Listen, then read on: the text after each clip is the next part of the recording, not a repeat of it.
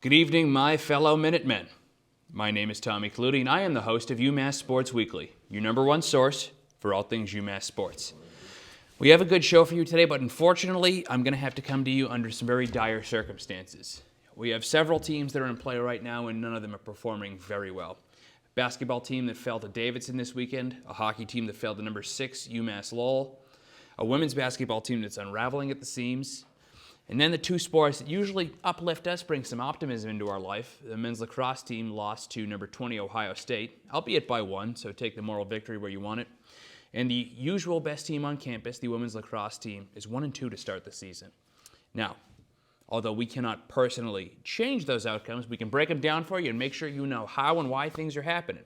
We got a good show for you today. This is UMass Sports Weekly. This is UMass Sports Weekly.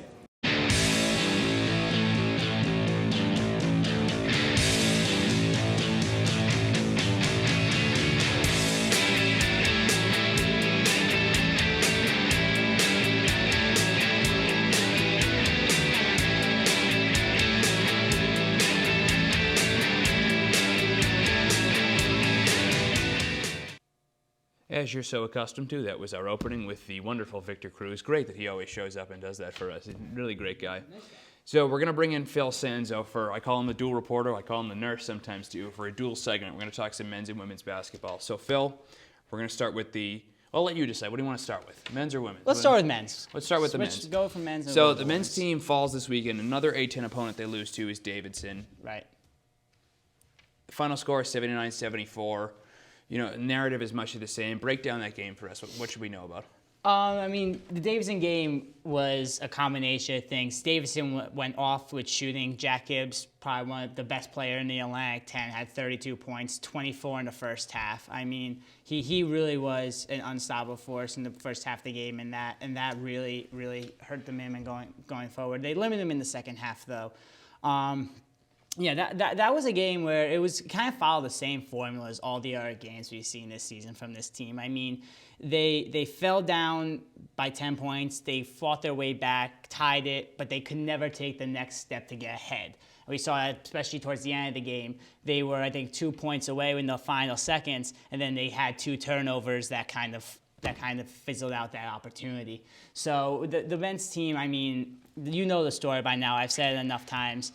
Davidson's a good squad. They have the 2 best scorers in Jack Gibbs and Payne Aldridge in the league. So, I mean, they tried their best. They tried their best, and they almost came out well. But we got another lot of turnovers from DeJandro. Turned the ball over 8 despite scoring 18 points. So stuff like that was the Minutemen's downfall again. So, Phil, as someone who's been covering the team, you see it very frequently. You'll have guys like Dante Clark or Sean Holloway who put up around between 14 and 10 points. But then you never know who it's going to be on what night, if it's going to be anybody. It might be Trey Flowers. Yeah. It might be Bryson Gresham. It might be C.J. Anderson. You never know who it's going to be. How much of an issue do you think that lack of a definitive scorer and how much of that depth do you think plays into the fact that they're not beating these teams? Well, yeah, I think it's definitely like it's almost as if, I mean, there are scorers on the team. You know Dante Clark, for the most part, is always going to give you a good game. And you know the same thing, for the most part, occasionally DeJandro. But 2 players can't do it every night. I mean, that's what hurts the team. Some days Lawan Pickens hits all of the shots he makes. Sometimes he just doesn't. I mean, that hurts them. Same thing can be said about Ty Flowers, and the same thing can be said about Rashawn Holloway. He's obviously not taking shots, but his presence down low is a big here and there. I mean, we've seen it this season when the lights really clicked for him, where he looks like one of the best big men in the A-10. There are other times where he just seems like he can't dominate under the rim, and that's definitely hurt them at times. So I think that definitive roster, those definitive roles. I mean, it's been a log jam all year with this team with the amount of people they have. But those definitive roles, not having that, I mean, that you could definitely see that has hurt them down the stretch. I mean, 4 games left. I don't know how much you could do about it right now except just play your best and see what happens. But that's definitely something that's going to have to be addressed going into next season. You know, I just feel like every week we have to almost come up with a problem to talk about because they should have the rebounding, they should have the scoring, they should have the depth. Right. And it just hasn't hasn't come together the way it's and the supposed opposing to be. coaches say it all the time. Opposing coaches say in the press conference, like, they're a really talented team, and they're going to be really good. I mean, I guess that's the hope right now for the Minutemen, that they're going to evolve into a good basketball team, but we're not seeing that right now. So you say going to be a good team. For seniors like myself, 4 games left, and then hopefully the A-10 tournament. What are we predicting down the road? These 4 games, I mean, you have George Washington, LaSalle, Richmond, St. Bonaventure. Richmond's at the top. St. Bonnie's plays UMass well all the time. GW's towards the middle of the pack, and so is LaSalle. And they already lost once to LaSalle and lost once to St. Bonnie's. So, I mean, I can't sit here and tell you that they're going to win one of the games. I'm not going to necessarily count them out. Crazier things happen. They beat Dayton already once this season. So They also beat Florida State, didn't they? Not this season, not Florida State. I'm sorry. Through the distributed property, they beat Ole Miss, who beat Florida State, which means UMass is technically the number 15 or under-ranked team in the NCAA. They have beaten their fair share. They have beaten their fair share of good teams, especially in the earlier seasons at Temple and Harvard. But I mean, that was December, and I feel a lot has changed for this team since then. So yeah, they George Washington, LaSalle, and Richmond, and then St. Bonnie's to round it out. I think if one of the games they could pull out the win, I think it could be LaSalle or George Washington. They came close in LaSalle, but another one they're just going to pull out. But I don't see they beat Richmond or St. Bonaventure. Like I said, it's not a team that you could say they're going to win any of the 4 games, but crazier things have happened. Well, we're going to switch to women's basketball now, and I wish we could make the topic a little more lighter, a little more optimistic. But this is actually. If it were a Zack Snyder movie, it would be even darker than what we're used to. So, Phil, the women's basketball team has been on a 9-game losing streak, and it has not been pretty. After starting the season over 500, which is almost unprecedented for them, right. You're now seeing this team lose by wicked margins to teams that they should be competing against. So, break down for me a little bit this 9-game losing streak. What should we be concerned about? I mean, they haven't won a game since since January 15th. It feels like September 15th. That's how long it's been. And they're only averaging 52 points in that 9-game stretch, and the opponents are averaging 63. So you could definitely see this team that's already overworked, this team that only really fields 7 or 8 players. You can see that they're just tired, and the long season is catching up to them. They have one more game against Rhode Island before playing for the A-10 tournament, and once that comes around, we'll see how they fare against Rhode Island. The team they beat earlier this year, one of the few teams they beat in the conference. They beat Rhode Island earlier in the season, 68-67. So we'll see how they fare against them. But yeah, it's been a 9-game stretch of how my friend at WMUA called it was the game. They start off hot, they fizzle out, they get a comeback, then they lose by 5.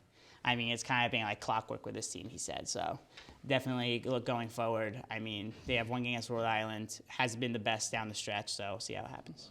Now, you mentioned a couple things there. First, you talk about overplayed, and we always hit on this, but yeah. Maggie Mulligan and Haley Lydell are this team's bread and butter. They are. I don't even think bread and butter is a good way to put it. They are the brick and mortar. They are what keep this team afloat. Right. They each play close to 40 minutes a game. Yeah. So when you talk about being overplayed, and you talk about a lack of depth, and you talk about a lack of consistency, what is the recipe that's brewing for this team? I mean, they're just so overworked. They have 3 people on the team that are averaging over 35 minutes a game. That is just, it's hard to win games when the majority of your players are working too hard like that. Lydell, who was one of the primary scorers on this team to start the season, and through most of the middle of the season, she's only averaging about 10 points like her last 5 games right now. And I mean, when you have that, it's hard to win games when your scorers aren't scoring. And the same thing goes for Mulligan, who's played really, really well this season. It's just kind of, they're burnt out. I mean, nothing more you could say about that. Hopefully next year they get some good recruits coming in. They have some good players hopefully coming in there, and can hopefully just expand the roster, give these girls some time off. And we want to address the elephant in the room. We'd like to thank Liam Burton for fixing our display behind us, and our producer, Jamie Blenden, for alerting us of that. Thank you very much. Phil, before I let you go, any other thing we could point to maybe on this team that's leading them towards the dark side? I mean, you look at the team and how they've played. I mean, they started the season off fairly well. They're 9-19. I mean, fairly well. I mean, for a team that started with like 7 players on it. I mean, 9-19. They started off the year well. They had some good out-of-conference wins. Let me steer you in the direction I want to go. Should Coach Verdi be on the hot seat already? No, absolutely not. I don't think so. No? No, I'll leave it. I'll leave it at a flat no. We'll leave it at a flat no. All right. Thank you very much, Phil. Working double time. We appreciate it. Don't touch that dial, because when we come right back, we're going to be talking some men's hockey. Stay tuned. Welcome back. Unfortunately, the dour tone of this show is going to have to continue while we talk about the men's hockey team. Right now, they're sitting at 5-25-2. Have not won a game since December 31st, I believe. Fact checkers, correct me if I'm wrong. And things did not get any better this weekend. They took on number 6 UMass Lowell, and I'm going to bring in Liam Byrne. He's going to tell you. I'm not even going to spoiler alert this one. How'd they do in that game? Well, you said December 31st. It was December 5th. Was the last time? Okay. It was the last time they won, December 5th, and that was against Notre Dame. Surprisingly, right? Surprisingly. They're on a 13-game losing streak right now. And I'm trying to make this segment at least a bit positive. But we'll see. We'll try. We'll get to it. So before I misled you, they played Merrimack and UMass. Yes. I thought Merrimack was last week. Nope. Merrimack was on Valentine's Day. Again, I can spoil this. 2 games. And does the letter L resonate with you in any way? Yeah, I mean, it is the first initial of my first name, but I think you're misleading people. it also resonates with UMass hockey, unfortunately. So give us a recap. Well, in Merrimack, it was tough because UMass had 3 of their main offensive scorers out with injury. Ray Pagozzi, Jack McLaughlin, and Austin Plevy. Of course, you've heard Ray Pagozzi's name and Austin Plevy's name, but Jack McLaughlin, definitely someone else to look out for as well, but all 3 of them were injured. During that game, 33 out of the 56 faceoffs were won against Merrimack. So here's my positivity trying to get in with that. Oh yeah, faceoffs are right? great. Yeah, I mean, well, got to get the puck somehow. Alex Wakaluk was started in goal for the 2nd straight game with 29 saves. He's been ultimately impressive, I'd have to say. He's been impressive recently, and I think Coach Carvel has had some confidence in the senior goaltender. So on to UMass Lowell, though the Minutemen were behind the whole game. Not really that much of a surprise, to be honest with you, because this is the 3rd time UMass Amherst has played UMass Lowell this season. How that happened, it's always 2 conference games and then not a conference game. I don't know why. I don't know tough. how. It doesn't It's make tough. any sense. But does I do not. not work for the Hockey East, which is a perfectly well-run organization. Of course. I love them. But I digress. Yeah. I mean, when you play a top 5 school, or top 6, I mean, there's 6 in the nation right now, it's tough to win games. And they were behind the whole game, and Coach Carvel, even himself, he was upset at himself as a coach, which, is bad to see in a way, especially with the record that they stand with right now.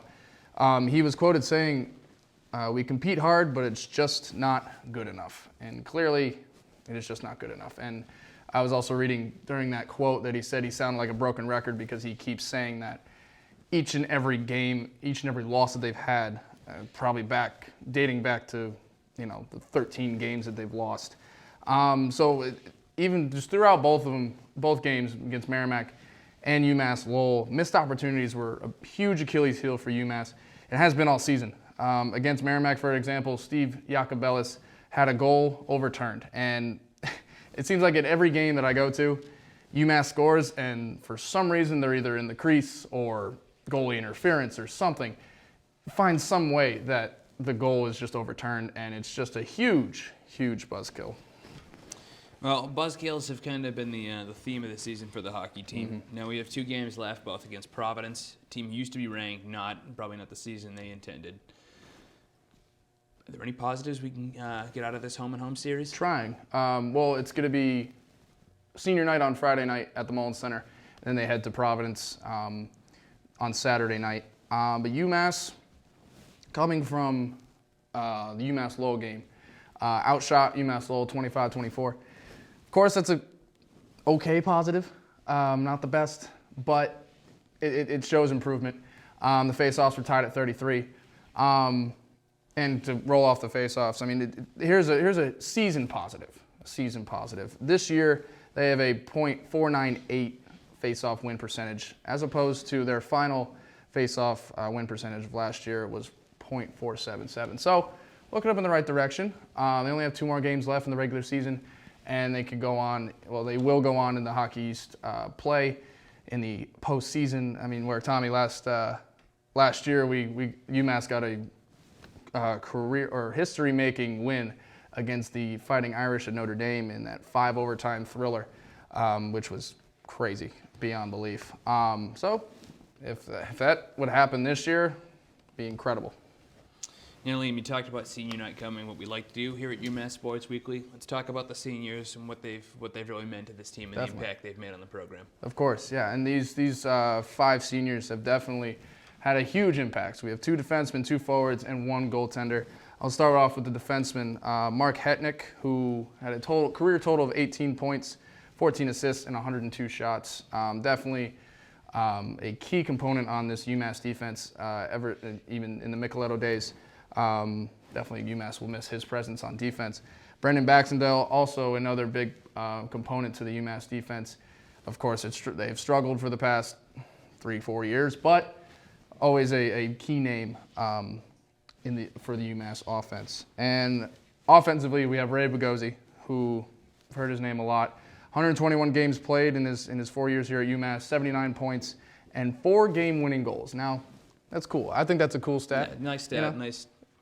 Nice little thing to throw on your resume there, Ray. Hopefully get signed by somebody. NHL team, right? Overseas team. Mm-hmm. Keep the career going. Exactly. And then we have Captain Steven Jacobellis. Now, Steven Jacobellis has been a staple for this UMass Minutemen team ever since his freshman year. And his stats here, 135 games played, 54 assists, and 85 points.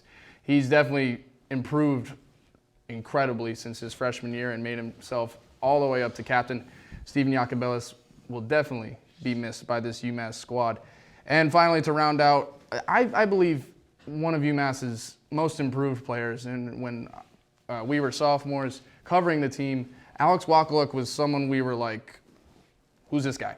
Like, he's our 3rd string goaltender, but we didn't really know much about him. I mean, he only had 20 games here at UMass with a .856 save percentage and 345 saves in his career.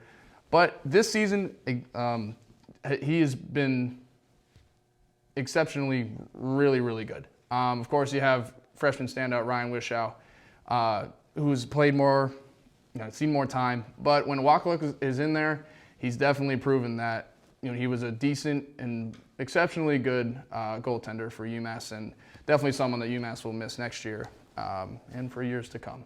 So. You have to wonder if Coach Cavell doing the honorable thing, playing Wakaluk over Wishow to finish off a senior season, if that is the case. I think he definitely will. Very, very polite and honest and genuine thing to do. Great move by the coach. Yeah. Not something you see by a lot of other teams. If not, if Wakaluk is playing well, honest and great move too. Yeah. So we'll update you on the senior night. We'll get you all the coverage you need from that. Thanks a lot, Liam. Don't touch that dial. When we come right back, John Anderson is going to come in and he's going to talk about the men's lacrosse team. So stay tuned. We are entering the final act of what is a dark and gritty version of a Zack Snyder movie. We're going to talk about the men's lacrosse team. I'm here with John Anderson. Now, John. Hi, Tommy. Hi. There was a very close game this weekend. The Minutemen took on number 20, Ohio State. Really close game. Yeah? How close was it? This close. It was close. So, the Minutemen lost to number 20, Ohio State, 8-7. Team they beat last year. They always play very well. But we're still on the topic of losing. So, John, I really want you to break down. Just barely. It's a close one. It goes in the close ones column. Yeah, no, it goes in the L column. How exactly, I asked you this already, exactly how close was this game? Well, it was a 1-goal game, first off. 8-7 final score, which is what most of UMass's games are, as I've been following the team the last 3 seasons. But if we look to the stat sheet, shots, UMass was down 29-39, which is a pretty big deficit for as far as shots goes. But shots on goal, they were up 19-18. I'll harp on that in just a second when we get to the defense. Saves, DJ Smith made 10 saves on the night.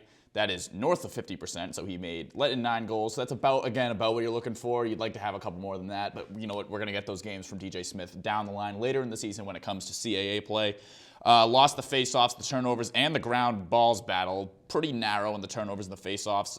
Actually, technically it would be winning the turnover battle because they had less. It's golf. It's a golf thing. And ground balls, they 27-19 the ground balls. So that's not really that great. Not a stats guy, but we're just going to keep reading stats. 15 of 16 on the clears. They're like Morgan from The Walking Dead. They're really good at clearing, you know? Here's not here. And man up, they were 2 for 2. Man down defense, they killed off 3 out of the 4 of the man up opportunities for the Buckeyes. So pretty, seesaw day for UMass, but we'll get to some positives. So, John, I want to talk about this team. Although the positives have been difficult to, it's been hard times. At UMass UMass, Sports Weekly and myself, I take this very seriously. The team has let up 2 9-point games in a row. Albeit you take the closeness out of them, you take the moral victories out. 9-point games, not phenomenal. What does this say about their defense? Well, it says more about their offense than it does about their defense because I know college lacrosse as a sport as a whole is just kind of a weird thing to figure out, what is a lot of points to score. And 8 and 9 points really isn't that much. So I know I look like an idiot. Yeah. So, well, I actually I write the questions that way so that when you go to tell me, you just look like a buffoon and then I put you in a body bag afterwards. That's how this works. That's great. But if you look at the shots versus the shots on goal, as I mentioned, Ohio State had 39 shots, whereas only 18 of them went on goal. That's not just them winding up and cranking one over the net. Some of it is, though. Some of it is exactly that. However, some of it is when they're going up to take the shot, those defensemen, Tyler Weeks per se, gets the stick up, hits that bottom net, and then they sail it over the net. So although they are sailing them wide of the net because that's what happens when you miss a shot, there is actually defense that is part of that makes that happen. And also man-down defense, as I mentioned, 1 for 4. You get 4 man-up opportunities. It's very easy to score man-up. UMass themselves with 2 for 2 in this game, man-up, whereas Ohio State 1 for 4. So it says a lot about their defense just keeping it to 8 points. It's the offensive side of the ball that needs to pick up the slack. Buddy Carr, their leading scorer from last year, no goals so far this season. Tyler Bogart back in the starting lineup, did have 2 points this game, so he's looking to get back. But even some of the middies like Jake Lasowska has showed up a little bit, Dan Muller, but we'll talk about Ben Spencer in a second, though. Yeah, you're kind of doing some foreshadowing. I'm going to ask you now, who is the MVP of this game? Well, it goes to Ben Spencer. No way. Of course. It kind of goes to DJ Smith, too, because DJ Smith made a lot of 10 saves. saves. And the bottom line is that these 2 players put them in the position at the end of the game to try to tie it at the end. However, I almost equated to Anakin Skywalker in Star Wars Episode 3. Ben Spencer, 3 goals in the game, got the hat trick, but with 22 seconds left, UMass gets the clear, calls the timeout when they get into the zone to try to tie Anakin has it. the opportunity to take out the Chancellor, 22 seconds, wipe out the Sith. and Ben Spencer just immediately turns the ball over. You could almost say he Immediately loses his hand. Ben Spencer's a great guy, but I saw some security footage of him killing some younglings at the Jedi Temple. And that just really made me. You could almost say he lost a hand in the process. Yes, he did. He literally did lose a hand. He lost his grip on the Force. So I do give it to Ben Spencer though, because he more than anyone put them in the position to win the game, even though they came up just short, and it was his fault completely. But it's a team sport. Other things could have happened to have a different outcome. Well, there it is, your rapid Star Wars involved men's lacrosse segment. Yeah, Thanks we got a an lot, intramural hockey game coming up. Yeah, we got an intramural hockey game. Should we Facebook Live it? Nobody cares? Yeah, okay, that's tough. No one matters. Charlestown Chiefs. Unfortunately, that's going to do it for us here at UMass Sports Weekly. I know what you're thinking. We didn't get much to women's lacrosse. Don't worry, we will have a full segment on it next week. They are 1-2 to start the season, though, so...